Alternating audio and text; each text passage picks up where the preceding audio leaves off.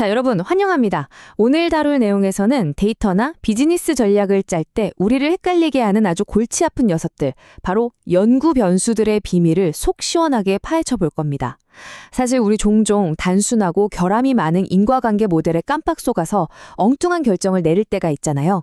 오늘은 그런 함정을 쏙쏙 피해가면서 복잡한 현실을 아주 날카롭게 꿰뚫어 볼 수 있는 통계적 렌즈를 장착해보는 시간을 가져보겠습니다. 준비되셨죠? 그럼 본격적으로 들어가 보죠. 오늘 우리가 탐험할 5가지 핵심 로드맵입니다. 단순한 원인의 환상부터 시작해서요. 매개 변수와 조절 변수의 진짜 의미, 이 둘의 진검승부, 그리고 마지막으로 이걸 어떻게 더 나은 비즈니스 모델 구축으로 연결할지 쭉 한번 훑어보겠습니다. 첫 번째 섹션, 단순한 원인의 환상입니다. 우리가 복잡한 데이터를 제대로 이해하기 전에 왜 그 뻔해 보이는 원인과 결과의 법칙이 자주 무너지는지부터 짚고 넘어가야 하거든요. 자, 우리 소스 자료에 나오는 아주 황당한 질문 하나 던져볼게요. 가지로 만든 키씨를 먹으면 키가 작아질까요? 만약 우리가 수집한 데이터에서 이 가지 키씨를 먹는 사람들의 평균 키가 안 먹는 사람보다 훨씬 작게 나왔다고 해보죠. 여기서 그냥 A에서 B로 가는 단순한 통계적 상관관계만 띡 보고 가지 키씨가 사람 키를 줄이는구나 라고 결론 내리면 어떨까요? 완전 말도 안 되는 소리죠. 이게 바로 단순한 상관관계가 만들어내는 어마어마한 환상입니다. 이 엉터리 결론의 진짜 범인은 가지가 아니라 바로 성별입니다.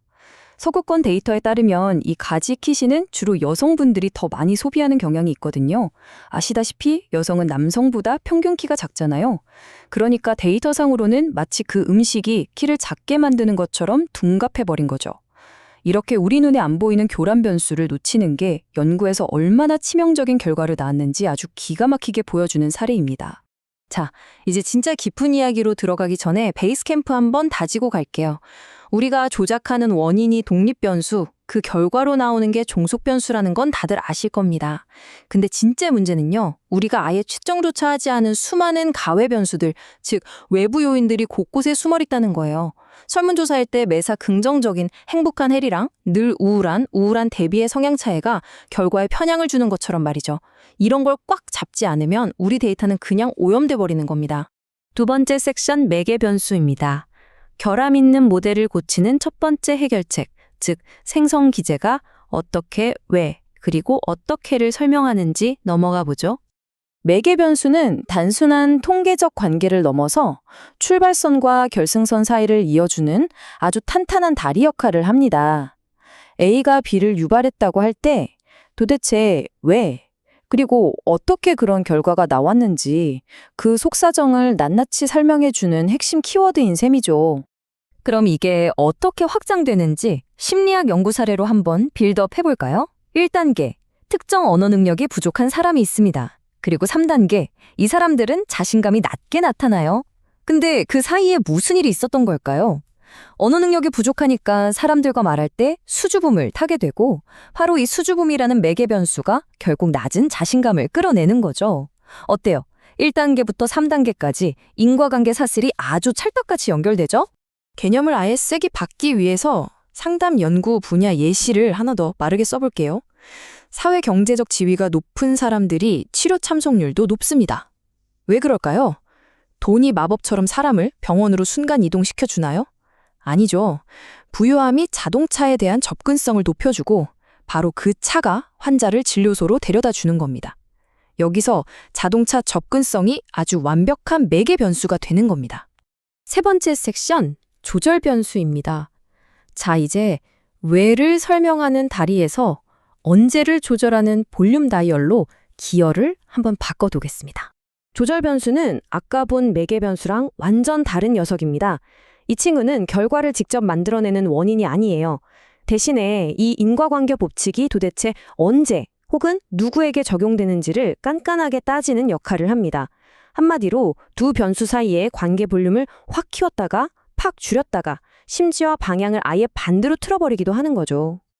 아까 본 그 치료 참석률 예시로 다시 돌아가 볼까요? 돈이 많을수록 참석률이 높다는 그 기본 공식이 조절 변수를 만나면 어떻게 변하는지 보세요. 만약 가족의 든든한 지원이 있다면 이 긍정적인 관계는 훨씬 더 끈끈해집니다. 반면에 환자가 투잡, 쓰리잡을 뛰느라 뼈 빠지게 바쁜 상황, 즉 복수의 직장이라는 조건이 끼어들면 어떻게 될까요? 방향 자체가 완전 뒤집힙니다. 사회 경제적 지위가 아무리 높아도 물리적으로 시간이 없으니 참석률은 오히려 곤두벅질치게 되는 거죠. 조직 심리학에서 가져온 또 다른 기가 막힌 예시를 하나 더 볼까요? 보통 회사가 지원을 빵빵하게 해줄수록 직원의 조직 헌신도도 쭉쭉 올라갑니다. 근데 여기서 직무 몰입도, 그러니까 내가 지금 내 일을 얼마나 재미있게 느끼느냐가 조절 변수로 등판합니다. 자기 일에 이미 미쳐있는 사람한테는 사실 회사나 상사 지원 유무가 생각보다 크게 안 중요해요. 여기서 관계 강도를 쿵 낮춰버리는 조절 효과가 제대로 발생한 겁니다. 그래서 이 수면 연구 사례에서 우리가 건져야 할 진짜 중요한 포인트는 바로 이겁니다. 우리가 며칠 밤 좀 샜다고 해서 갑자기 나이를 혹 먹거나 성별이 바뀌진 않잖아요? 진정한 조절 변수, 그러니까 나이나 성별 같은 것들은 절대로 독립 변수에 의해 유발되지 않는다는 겁니다. 그냥 이미 까여있는 조건인 거죠. 수면 부족이 업무 성과를 갉아먹을 때 나이가 많은 분들에게 그 타격이 훨씬 더 가혹하게 들어간다는 조건을 설정해 줄 뿐입니다.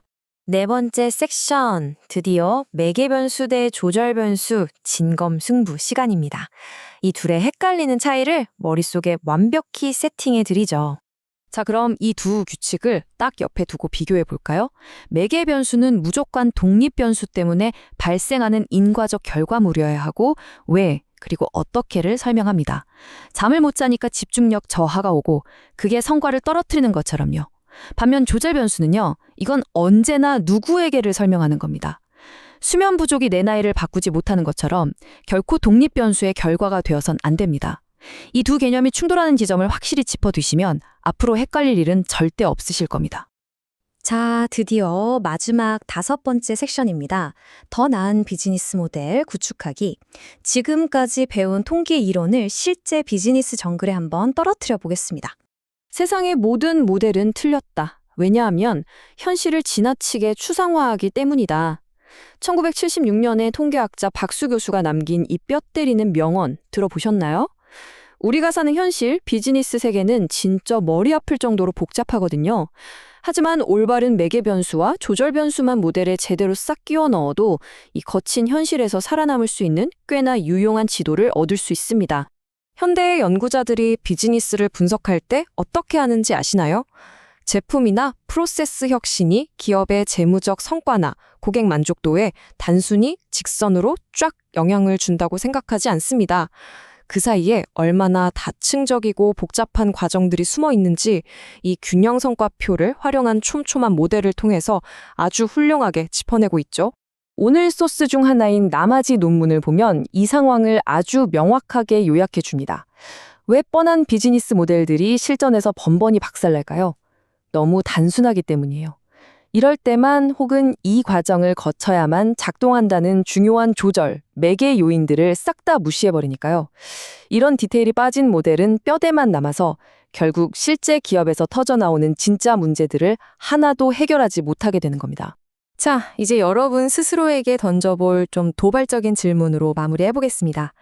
여러분의 조직에서 A라는 전략을 썼는데 기대했던 B라는 결과가 안 나오고 있다면 혹시 틀린 전략을 써서가 아니라 그 사이에서 묵묵히 작동해야 할 숨겨진 매개 변수를 놓치고 계신 건 아닐까요? 아니면 상황이 다르게 적용되는 조절 변수를 아예 무시하고 계신 건 아닐까요?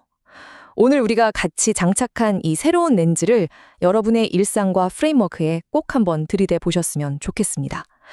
오늘 분석은 여기까지입니다. 함께 해주셔서 감사합니다.